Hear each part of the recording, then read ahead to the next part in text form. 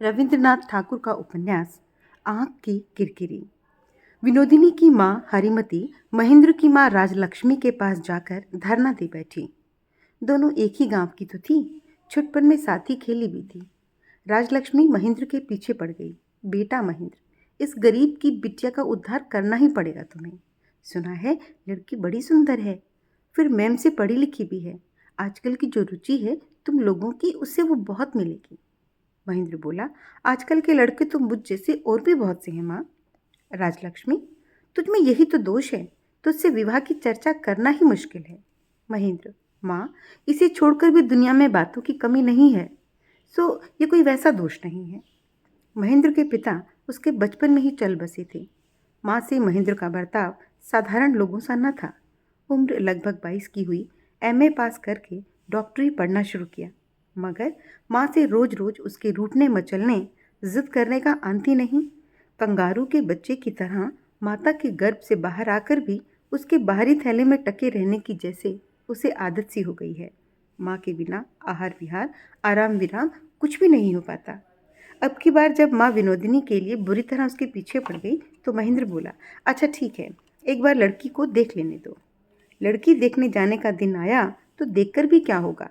विवाह में तुम्हें खुश करने के लिए कर रहा हूँ माँ, भली बुरी का विचार ही बेकार है। कथन में जरा क्रोध की आंच थी, मगर माँ ने सोचा शुभ दृष्टि के समय जब मेरी पसंद से महेंद्र की पसंद जरूर मिल जाएगी तो उसका रूखा स्वर नर्म हो जाएगा। राजलक्ष्मी ने बेफिक्र होकर विवाह का दिन तय कर दिया।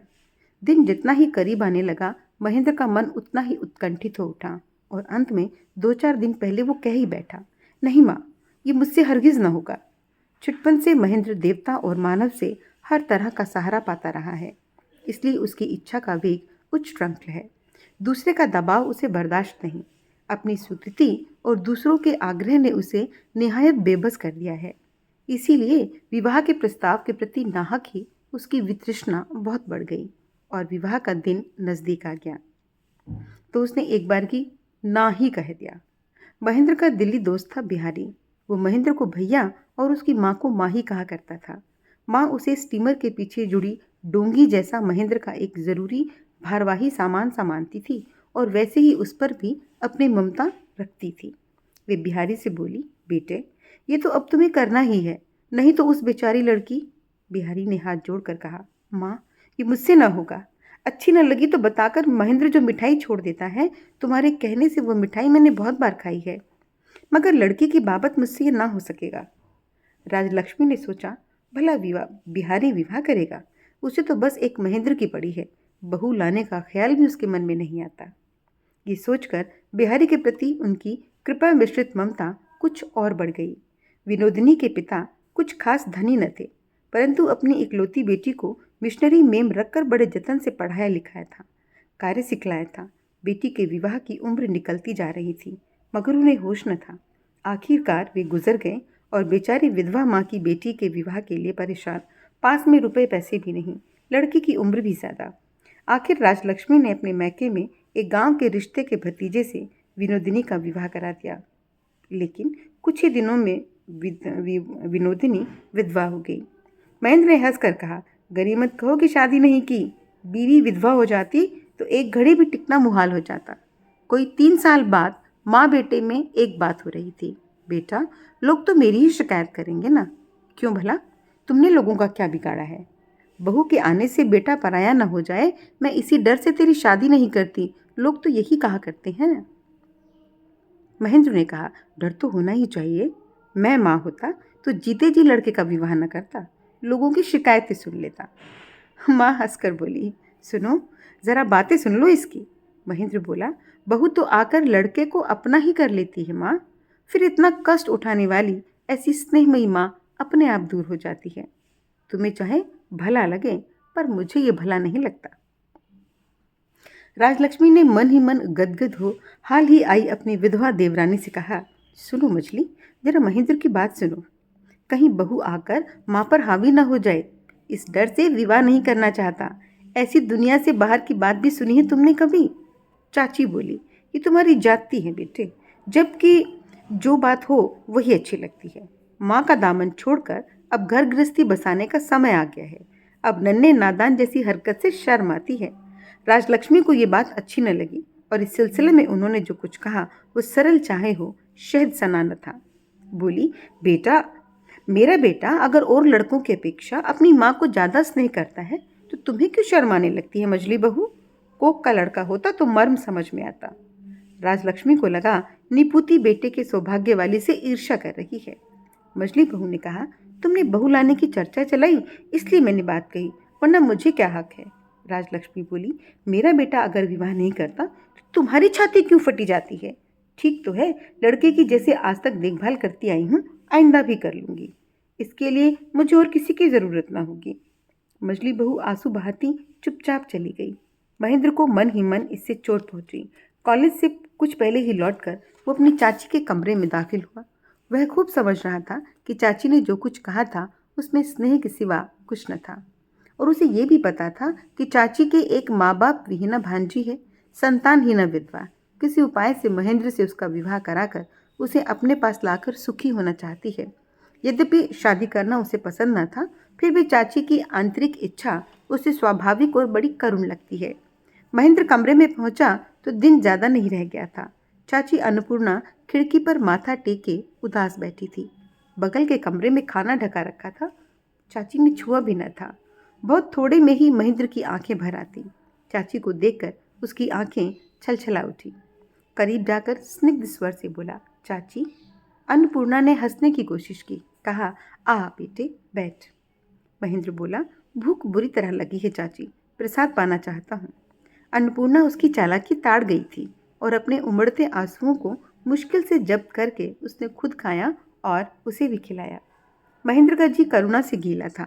चाची को दिलासा देने के विचार से वह अचानक बोल उठा, अच्छा चाची, तुमने अपनी भांजी की बात बताई थी, एक बार दिखा सकती हो? कहकर महेंद्र डर सा गया। अन्नपूर्णा हंसकर बोली, आखिर विवाह की तबीयत हुई क्या? महेंद्र झटपट बोल उठा, नहीं नहीं नहीं, अपने लिए नहीं, मैंने बिहारी को राजी किया है। लड़की देखने का कोई दिन तय कर दो। अन्नपूर्णा बोली, आह, उस बेचारे का क्या ऐसा भाग्य, भला उसे बिहारी जैसा लड़का नसीब हो सकता है। महेंद्र चाची के कमरे से निकला कि दरवाजे पर माँ से भेंट हो गई। राजलक्ष्मी ने पूछा, क्यों रे, क्या राय मशविरा चल रहा था? महेंद्र बोला, राय मशविरा नहीं माँ, पान लेने गया था। माँ ने कहा, पर तेरा पान तो मेरे कमरे में रखा है। महेंद्र ने कहा, कुछ नहीं कहा, चला गया। राजलक्ष्मी अंदर गई और अन्नपूर्णा की रुलाई से सूजी आंखें देखकर लम्हे भर में बहुत कुछ सोच लिया। छूटते ही फुफकार छोड़ी, क्यों मजली बहू? महेंद्र के कान भर रही थी, है ना? और बिना कुछ सुने उसी दम तेजी से निकल गई। अध्याय 2। कन्या देखने की बात महेंद्र लगभग भूल बैठा था, लेकिन अन्नपूर्णा नहीं भूली थी। उन्होंने लड़की के अभिभावक उसके चाचा को जल्दी में शाम बाजार पत्र भेजा और एक दिन तय करके लिख दिया। महेंद्र ने जब सुना कि देखने का दिन पक्का हो गया है तो बोला, चाची इतनी जल्दी क्यों की? बिहारी से तो मैंने अभी तक जिक्र भी नहीं किया। अन्नपूर्णा बोली, ऐसा भी होता है भला? अब तुम लोग न जाओ तो वे क्या सोचेंगे? महेंद्र ने बिहारी को बुलाकर सारी बातें बताई और कहा, चलो तो सही, लड़की न जची तो तुम्हें मजबूर थोड़े ही किया जाएगा। बिहारी बोला, ये मैं नहीं कह सकता। चाची की भांजी को देखने जाना है, देखकर मेरे मुंह से ये बात हरगिज न निकल सकेगी कि मुझे लड़की पसंद नहीं। महेंद्र ने कहा, फिर तो ठीक ही है।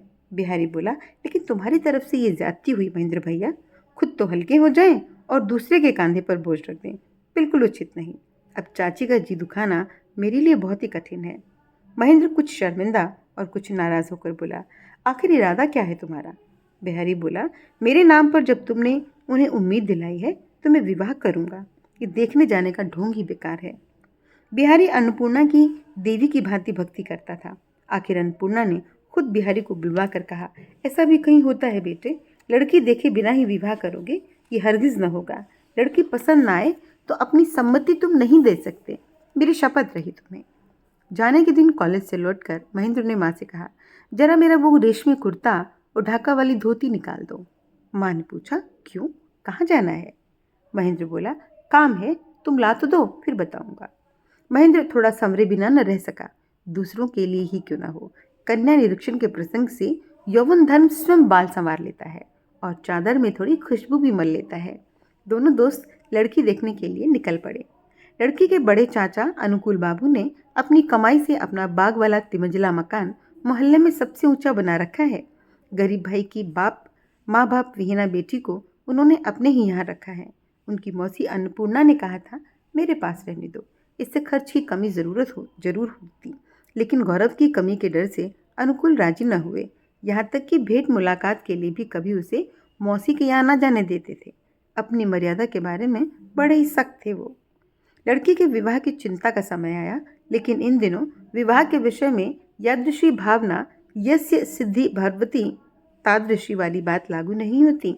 चिंता के साथ साथ लागत भी लगती है, परंतु दहेज की बात उठते ही अनुकूल कहते, मेरे भी तो अपनी लड़की है, अकेले मुझसे कितना करते बनेगा।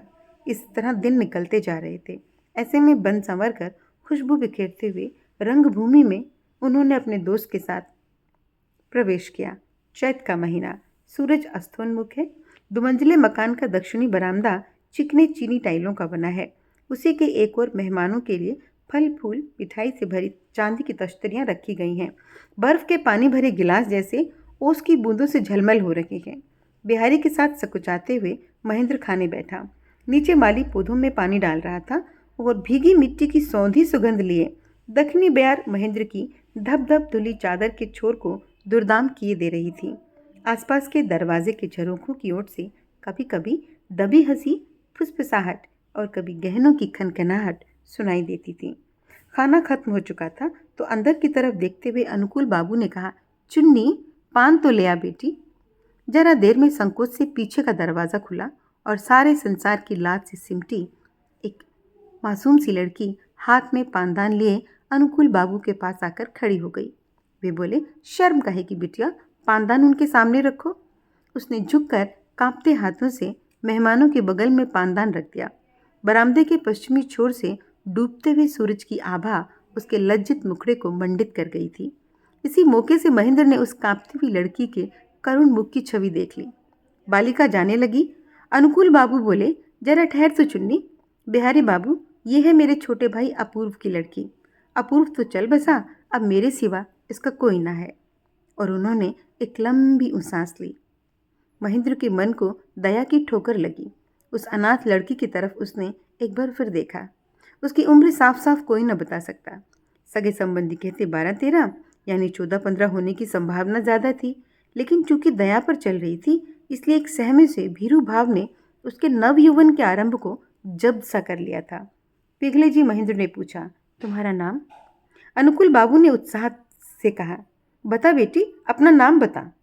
अपने अभ्यस्त आदेश पालन के ढंग से झुककर उसने कहा, जी मेरा नाम आशा लता है। आशा? महेंद्र को लगा नाम बड़ा ही करुण और स्वर बड़ा ही कोमल है। अनाथ आशा। दोनों मित्रों ने बाहर सड़क पर आकर गाड़ी छोड़ दी। महेंद्र बोला, बिहारी, इस लड़की को तुम हरगिज मत छोड़ो। बिहारी ने इसका कुछ साफ साफ जवाब न दिया। बोला, इसे देखकर इसकी मौसी याद आती है, वैसी ही भली होगी शायद। महेंद्र ने कहा, जो बोझा तुम्हारे कांधे पर लाद दिया गया है अब वो शायद वैसा भारी न लग रहा होगा। बिहारी ने कहा, नहीं, लगता है ढो ही ले जाऊंगा। महेंद्र बोला, इतनी तकलीफ उठाने की जरूरत भी क्या है?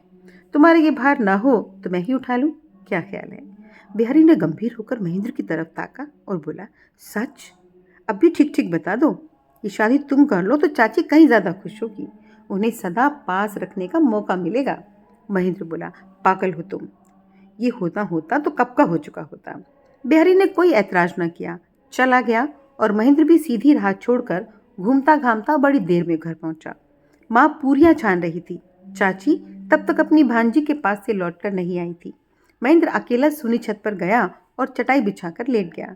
कलकत्ता की ऊंची अट्टालिकाओं के शिखरों पर शुक्ल सप्तमी का आधा चांद चुपचाप अपनी अनोखी माया यंत्र बिखेर रहा था। माँ जब खाने को कहने आई तो महेंद्र ने अलसाई आवाज में कहा, छोड़ो, अब उठने को जी न चाहता। माँ ने कहा, तो यहीं ले आऊं? महेंद्र बोला, आज न खाऊंगा, मैं खा कर आया हूँ। माँ ने पूछा, कहाँ खाने गया था? महेंद्र बोला, लंबी दास्तान है, फिर कहूँगा। महेंद्र के इस व्यवहार से अभिमानिनी माँ बिना कुछ कहे ही लौटने लगी। इतने में खुद को जब्त करके दुखी महेंद्र ने कहा, अच्छा माँ, ठीक है, मेरा खाना यहीं ले आओ। माँ ने कहा, भूख नहीं है तो रहने दो। जरा देर तक इसी पर माँ बेटे का रूठना मचलना चलता रहा और अंत में महेंद्र को भोजन करना पड़ा। रात में महेंद्र को अच्छी तरह नींद नहीं आई। सुबह तड़के ही वो बिहारी के यहाँ पहुंचा और बोला, भाई मैंने खूब गौर किया, चाची की आंतरिक इच्छा है कि मैं ही उनकी भतीजी से विवाह करूं। बिहारी बोला, इसके लिए नए सिरे से सोचने की तो ज़रूरत भी नहीं थी, ये इच्छा तो उन्होंने अनेक प्रकार से जाहिर भी की है। महेंद्र बोला, तभी तो कहता हूँ कि मैं अगर आशा से विवाह न करूं तो उनके मन में इसका खेद रह जाएगा। बिहारी बोला, हो सकता है। महेंद्र ने कहा, मेरा ख्याल है कि मेरी ज़्यादती होगी। ज़रा अस्वाभाविक उत्साह से बिहारी ने कहा, ठीक तो है, इससे अच्छी बात क्या हो सकती है। तुम तैयार हो जाओ और कुछ रह ही नहीं जाता। लेकिन फ़र्ज़ का ख्याल तुम्हारे दिमाग में कल ही आया होता तो अच्छा था। महेंद्र एक दिन बाद ही आया तो भी क्या बुरा है। विवाह की बात पर मन की लगाम को छोड़ना था कि महेंद्र के लिए धीरज रखना कठिन हो गया। उसके जी में आया कि बातों में वक्त ज़ाया न करे, विवाह हो ही जाए तो अच्छा। उसने माँ से जाकर कहा, अच्छा माँ, तुम्हारा आग्रह अब न टालूंगा, विवाह करने को मैं तैयार हूँ। माँ मन ही मन बोली, समझ गई मैं। उस दिन अचानक क्यों मझली बहू अपनी भांजी को देखने चली गई और क्यों महेंद्र बन ठन कर घर से निकला। उनके अनुरोध की बार बार उपेक्षा होती रही और अन्नपूर्णा की साजिश कारगर हो गई। इस बात से वो सारे विश्व विधान से नाराज हो उठी और बोली, अच्छा, मैं किसी अच्छी सी लड़की की खोज करती हूँ। आशा का जिक्र करते हुए महेंद्र ने कहा, लड़की तो मिल गई। राजलक्ष्मी बोली, उस लड़की से तुम्हारा विवाह हरगिज नहीं हो सकता, मैं कहे देती हूँ। महेंद्र ने बड़े संयत शब्दों में कहा, क्यों माँ, लड़की बुरी तो नहीं। राजलक्ष्मी, उसके तीनों कुल में कोई नहीं, ऐसी लड़की से विवाह रचाकर उसके कुटुंब को, अपने कुटुंब को क्या मिलेगा। महेंद्र, कुटुंब को सुख चाहे ना हो, मगर मैं दुखी ना होऊंगा। लड़की मुझे खूब पसंद आई है। लड़के की जिद से राजलक्ष्मी का जी और भी सख्त उठा और वो जाकर अन्नपूर्णा से बोली, एक माँ बाप विहीना अभागिन लड़की से विवाह कराकर तुम मेरे लड़के को मुझसे फोड़ लेना चाहती हो, ये हरकत। अन्नपूर्णा रोकर बोली, उसने तो शादी की बात ही नहीं हुई, उसे बना बनूकर तुम्हें क्या कहा, इसकी मुझे खाक खबर नहीं।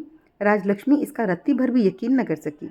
अन्नपूर्णा ने बिहारी को बुलवाया और आंसू भर कर बोली, तय तो सब तुमसे हुआ था, फिर तुमने पासा क्यों पलट दिया।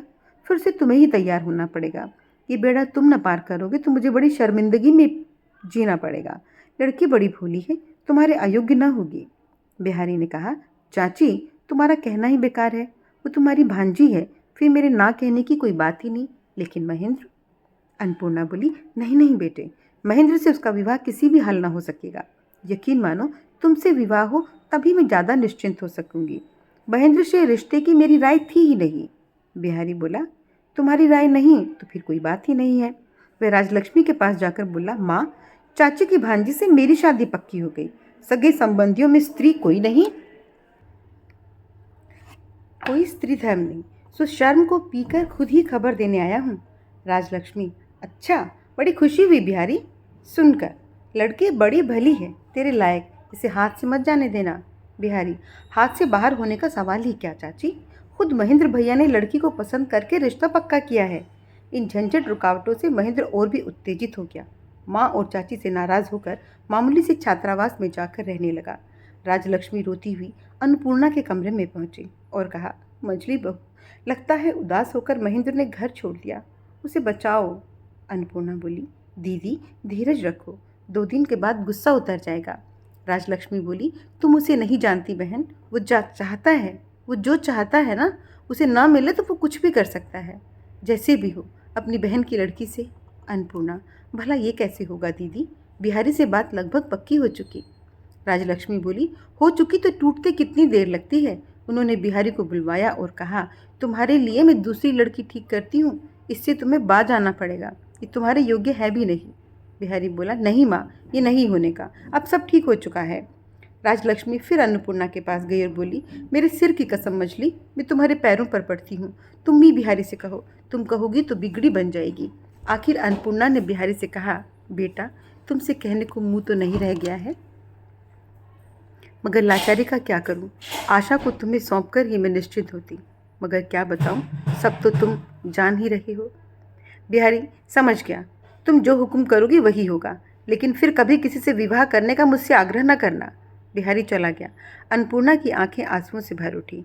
महेंद्र का अमंगल ना हो, इस आशंका से उन्होंने आंखें पोंछ ली, बार बार जी को दिलासा दिया, जो अच्छा हुआ अच्छा ही हुआ। और इस तरह राजलक्ष्मी अन्नपूर्णा महेंद्र में गहरा घात प्रतिघात चलते चलते आखिर विवाह का दिन आ ही गया। रोशनी हंसती हुई जली, शहनाई मधुर होकर बजी, मिठाइयों में मीठा बिल्कुल कम न पड़ा। सच संवर कर लज्जित और मुग्ध मन आशा अपनी नई दुनिया में पहली बार आई।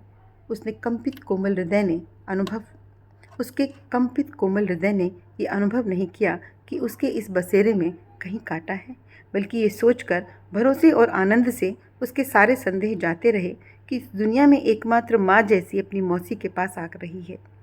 विवाह के बाद राजलक्ष्मी ने कहा, मैं कहती हूँ अभी कुछ दिन बहू अपने बड़े चाचा के घर ही रहे। महेंद्र ने पूछा, ऐसा क्यों? माँ ने कहा, तुम्हारा इम्तिहान है ना, पढ़ाई लिखाई में रुकावट पड़ सकती है।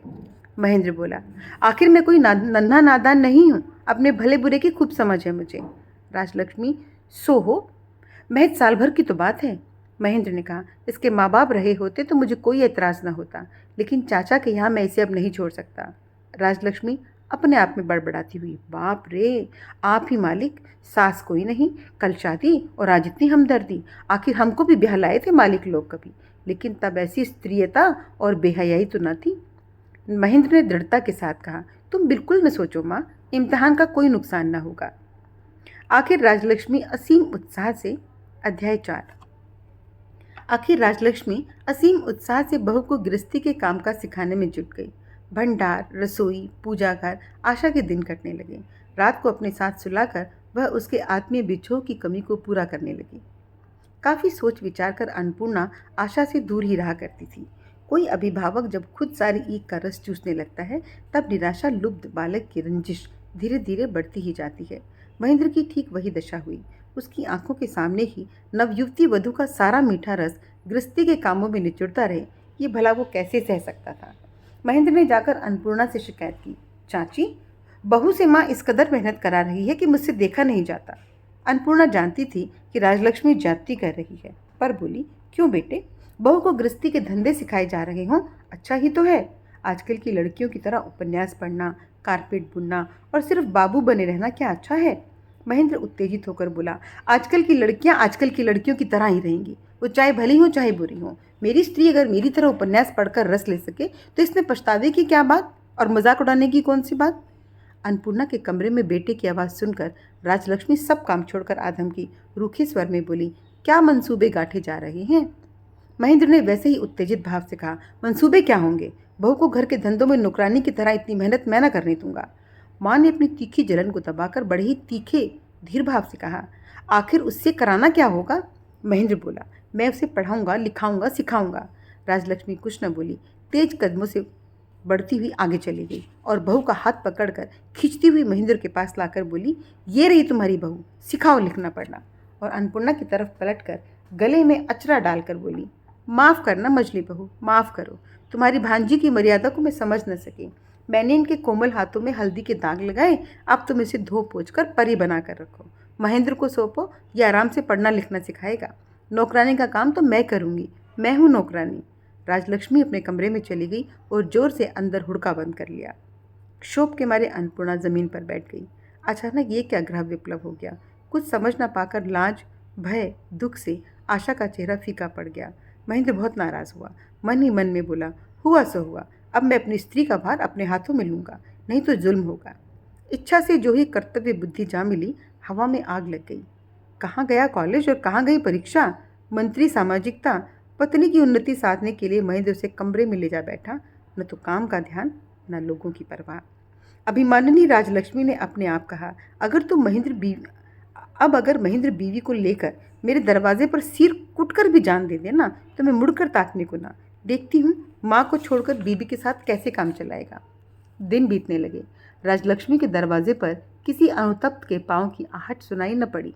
राजलक्ष्मी ने अपने मन में निश्चय किया, अच्छा, माफ़ी मांगने आएगा तो माफ़ कर दूंगी, नहीं तो उसे बड़ी पीड़ा होगी। लेकिन माफ़ी की विनती भी न पहुंची। अब राजलक्ष्मी ने निश्चय किया कि मैं ही जाकर उसे क्षमा कराऊंगी। लड़का रूठ गया है तो क्या माँ भी रूठी रहेगी?